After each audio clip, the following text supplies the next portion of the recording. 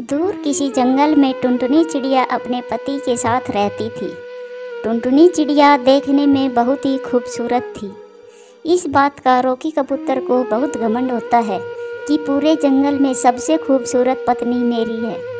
इस वजह से पूरे जंगल में रॉकी की पत्नी की बहुत ही तारीफ होती रहती है। भाई देख तो, इस रॉकी की किस्मत कितनी अच्छी है। इसे इतनी खूबसूरत बीवी मिली है। ऊपर से बीवी के आने के बाद इसके कारोबार में भी कितनी वृद्धि हुई है। हाँ हाँ भाई, सही कह रहे हो तुम।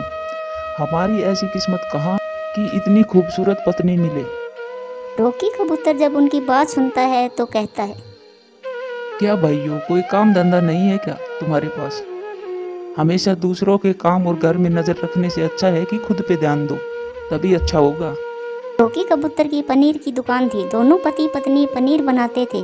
रॉकी पनीर दुकान पर बेचने का काम करता था। पूरे जंगल में रॉकी की ही पनीर की दुकान थी, इसीलिए सभी पक्षी उसी का पनीर लेना पसंद करते थे।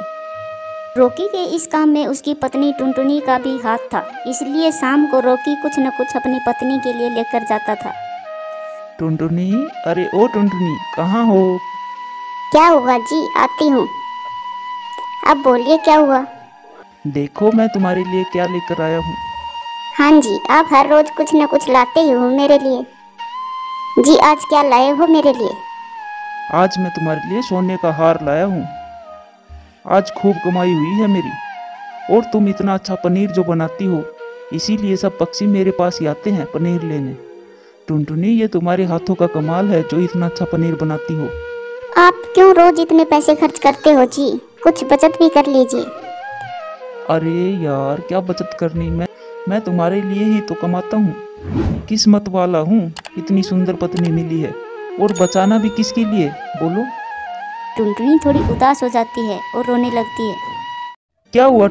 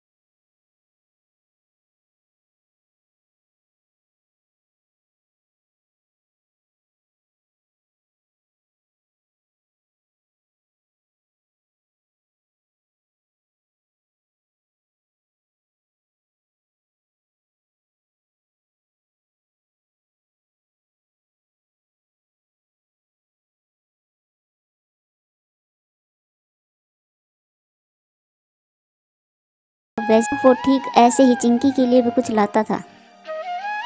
चिंकी, देखो मैं तुम्हारे लिए कितने सारे खिलौने लाया हूँ। अच्छा जी, अब आप मुझे भूल गए हो? अब चिंकी आ गई तो सब उसके लिए ले आते हो। अरे नहीं नहीं टुनटुनी, ऐसी बात नहीं है। अरे मैं तो मजाक कर रही थी। आप सब अपनी बच्ची के लिए लाए हैं, पर अभी ये बहुत छोटी है, कहाँ ये खिलौनों से खेलेगी। चिंकी को कुछ भी होता तो दोनों सारा काम छोड़कर उसके पास बैठ जाते और देखते भी क्यों ना। इकलौती बेटी जो थी उनकी, एक रात को चिंकी रोने लगती है। बस मेरी बच्ची, कब से रो रही हो? सो जाओ अब। टुनटुनी, इतनी देर से चिंकी रो रही है, क्या हुआ? हमारी बच्ची को क्यों रो रही है? पता नहीं जी, देखो ना कब से रो रही है। शायद नजर लग गई हमारी बच्ची को। वो आज दिन में आस पड़ोस की चिड़िया आई थी हमारी चिंकी को देखने। मुझे तो लगता है उनकी ही नजर लग गई। फिर रॉकी चिंकी की नजर उतार देता है और फिर धीरे धीरे चिंकी सोने लग जाती है। टुनटुनी, अब तुम भी सो जाओ, कब से सोई नहीं हो। मैं चिंकी की देखभाल कर लूंगा। कुछ समय बाद चिंकी बड़ी हो जाती है और वो छोटी छोटी चीज़ों के लिए जिद किया करती थी। और वो माँ बाप की लाडली जो थी, इसीलिए वो भी उसकी हर जिद पूरी करते थे। मम्मा, मम्मा, मुझे भी दूसरे बच्चों की तरह पार्क में खेलना है, आप मुझे भी ले जाओगे ना? टुनटुनी, चिंकी इतना कह रही है तो कल इसे पार्क में ले जाना। ठीक है जी, मैं ले जाऊंगी। अगले दिन टुनटुनी चिंकी को लेकर पार्क में जाती है। चिंकी पहली बार पार्क में गई थी। टुनटुनी उसे साथ में ही रहने को कहती है। चिंकी पार्क में खेल रहे बच्चे को देखकर बहुत खुश होती है और अपनी माँ से दूर चली जाती है। वो बच्चों के पास खेलने जाती है, तभी वो बोरवेल में गिर जाती है। चिंकी, चिंकी, कोई है? मेरी बच्ची को बचाओ, अरे मेरी बच्ची को बचाओ कोई। चिंकी उस गहरे गड्ढे में फंस जाती है। बाहर बहुत से पक्षी आ जाते हैं। मम्मा, मम्मा, मुझे बचाओ, मेरा यहाँ पर दम घुट रहा है। चिंकी, मेरी बच्ची, तू घबरा मत, मैं तुम्हें कुछ नहीं होने दूंगी। रॉकी जी, मुझे बस मेरी बच्ची चाहिए, उसे किसी भी तरह बाहर निकालिए। टुनटुनी बहन, थोड़ी हिम्मत रखिए, चिंकी को कुछ नहीं होगा। तभी जो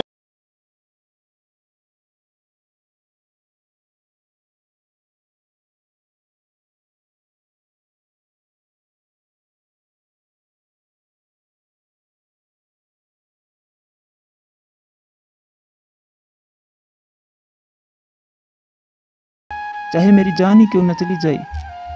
तभी वहाँ रेस्क्यू टीम आ जाती है। पापा, पापा, मेरा दम घुट रहा है यहाँ। बस थोड़ी देर मेरी बच्ची, अभी तुम्हें निकाल लेंगे। टुनटुनी रेस्क्यू टीम से विनती करती है कि किसी तरह मेरी बच्ची को बचा लें। रेस्क्यू टीम किसी तरह दूसरा गड्ढा खोदकर चिंकी को बाहर निकालती है। चिंकी भीगी व डरी सी बाहर आती है। मम्मा, मम्मा। रॉकी और टुनटुनी चिंकी को गले लगा लेते हैं। बस मेरी बच्ची, अब से कभी भी मुझसे दूर नहीं होने दूंगी।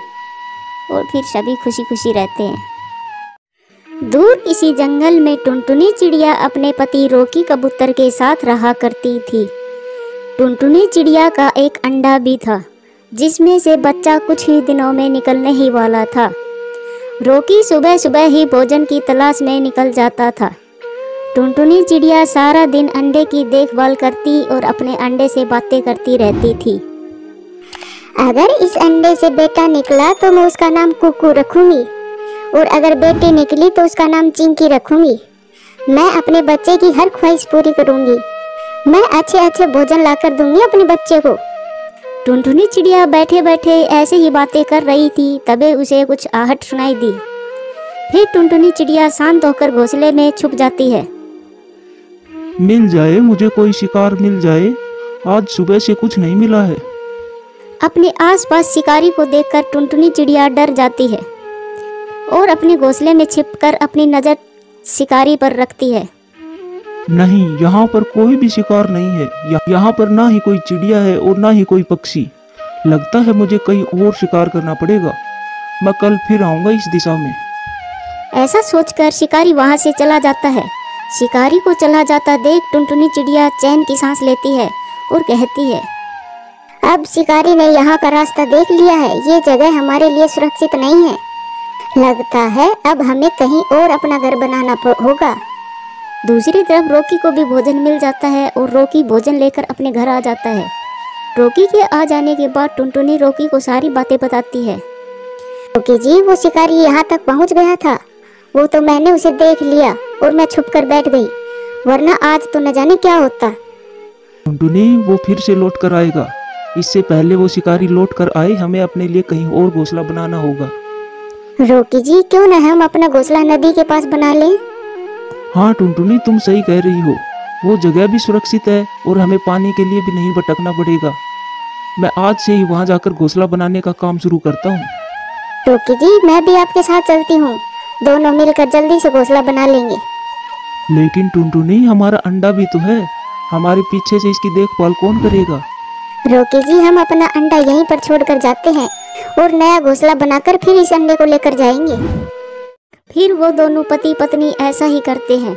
वो दोनों जंगल के उस पार जाकर नया घोंसला बनाना शुरू कर देते हैं और दूसरी तरफ कालू कौवा व गोरी कौवी टुनटुनी के पुराने घोंसले के पास आकर बैठ जाते हैं और गोरी कालू से कहती है, कालू जी, वो देखो सामने किसी पक्षी का अंडा पड़ा है।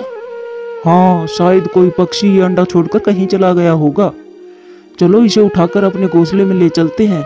कल मेरे चाचा जी आएंगे तो उसे दे देंगे। मेरे चाचा जी अंडा पीना बहुत पसंद करते हैं। नहीं नहीं कालू जी, ये अंडा मेरी माँ पिएगी। मेरी माँ भी तो कल आने वाली है। मेरी माँ अब बुढ़ी हो चुकी है, ये अंडा खाकर थोड़ी तो ताकत आएगी उसमें।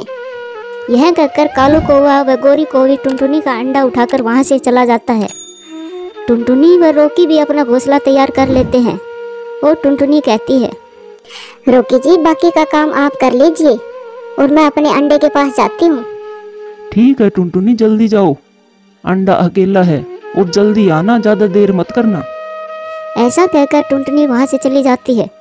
पुराने घोंसले में आकर टुनटुनी देखती है कि उसका अंडा नहीं है। फिर कहती है, हाय रे मेरा अंडा कहाँ चला गया?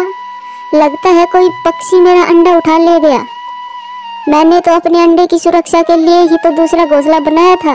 टुनटुनी चिड़िया अपना अंडा ना पाकर बहुत रोती है और रोते हुए रोकी के पास चली जाती है और रोकी को बताती है, रोकी जी हम लूट गए, बर्बाद हो गए हम। किसी जालिम ने हमारा अंडा चुरा लिया।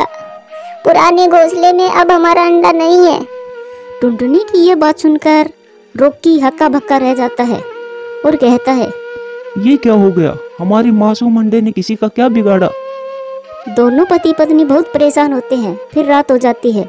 रोकी व टुनटुनी भोजन किए बिना ही सदमे में बैठे रहते हैं और दूसरी तरफ गोरी और कालू भी अपने घोंसले में बैठे होते हैं। गोरी और कालू को अपने अंडे में से कुछ हरकत महसूस होती है और फिर गोरी अंडे को कान लगाकर देखती है और कहती है, कालू जी अंडे में तो बच्चा भी बन गया है और अब ये अंडा पीने लायक भी नहीं रहा। मुझे इस अंडे में से बच्चे की हिलने डुलने की आवाज़ सुनाई दे रही है। तो फिर गोरी इस अंडे को बाहर फेंक दो। अगर इस अंडे से बच्चा बाहर आ गया तो नई मुसीबत खड़ी हो जाएगी, और अगर इस अंडे से तोता हुआ तो मैं तो उसकी टाई टाई से ही मुझे नींद नहीं आएगी। नहीं कालू जी, ऐसे नहीं फेंकते अंडे को। मैं इस अंडे को नदी में फेंक आऊंगी। सुबह हो जाती है। रोकी टुनटुनी से कहता है, टुनटुनी तुम हौसला रखो, ऊपर वाला हमें फिर से अंडा देगा। तू इसी तरह रोती रही तो तुम बीमार पड़ जाओगी। रोकी जी मैंने तो अपने बच्चे के नाम भी पहले से ही सोच रखे थे। मुझे मेरे अंडे की बहुत याद सता रही है। टुनटुनी तुम चिंता मत करो, अब मैं भोजन लेकर आता हूँ। हमें एक दूसरे के साथ से ये गम भूलना होगा। फिर रोकी भोजन लेने चला जाता है और इधर गोरी कालू से कहती है, कालू जी आज आप जाओ और भोजन लेकर आओ, मैं इस अंडे को फेंक कर आती हूँ। फिर गोरी कौवी अंडा लेकर नदी की ओर चली जाती है और रोकी भी भोजन लेकर आ रहा होता है। फिर रोकी गोरी के पास अंडा देख लेता है और रोकी गोरी को रोक लेता है और कहता है, गोरी कल हमारा अंडा किसी ने चुरा लिया, क्या ये अंडा आपका है? हाँ रोकी ये अंडा मेरा है और मैं इसे बेचने जा रही हूँ क्योंकि मुझे भोजन की जरूरत है। ये सुनकर रोकी मन ही मन सोचता है, मैं ये अंडा भोजन देकर गोरी से ये अंडा ले लेता हूँ। यह अंडा देकर टुनटुनी खुश हो जाएगी। गोरी बहन ये खाना तुम ले लो और ये अंडा मुझे दे दो। गोरी भोजन लेकर अंडा दे देती है और अपने घोंसले में चली जाती है और रोकी अंडा लेकर जल्दी से टुनटुनी के पास आ जाता है और सारी बात बताता है। रोकी जी आपको ये अंडा कहाँ से मिला? फिर रोकी सारी बात टुनटुनी को बताता है। फिर टुनटुनी गौर से उस अंडे को देखती है और देखकर कहती है, रोकी जी ये अंडा मेरा ही है, मिल गया मुझे मेरा अंडा। टुनटुनी की बात सुनकर रोकी हैरानी से पूछता है, क्या सच में तुम्हें पता है ये अंडा हमारा ही है? रोकी जी कोई माँ अंडे को कैसे भूल सकती है? फिर वो दोनों बहुत खुश हो जाते हैं। उनका खोया हुआ अंडा उसे मिल जाता है। ऐसे ही कुछ दिन गुजर जाने के बाद उस अंडे से एक खूबसूरत सा बच्चा निकल आता है जिसका नाम वो चिंकी रखते हैं। अब उनकी जिंदगी में खुशियाँ ही खुशियाँ आ जाती है।